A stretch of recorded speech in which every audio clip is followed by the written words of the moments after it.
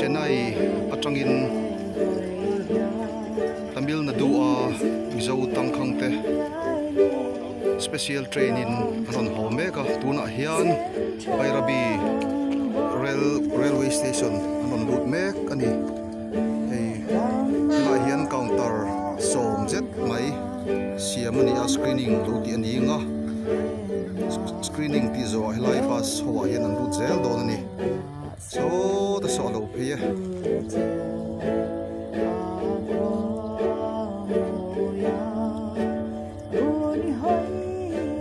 Khovelin hun harsa zo lain Mizoram hun rang amite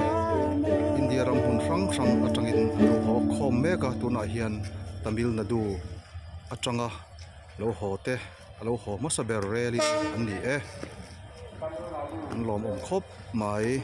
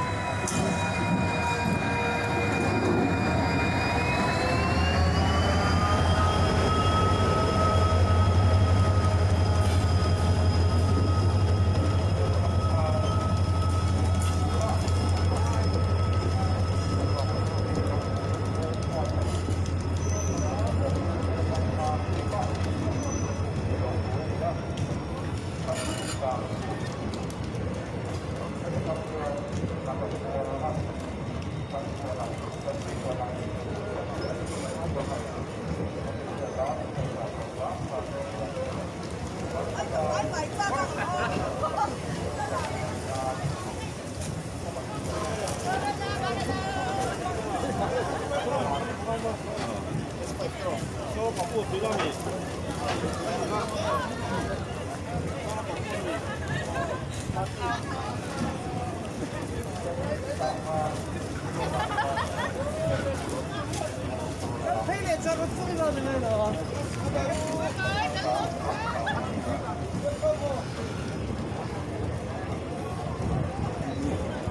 lâu thế là hay anh tóm khóc mày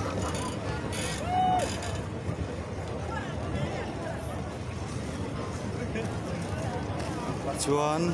anh đi ngang á hay là hiện screening tụi local pay zel đó nè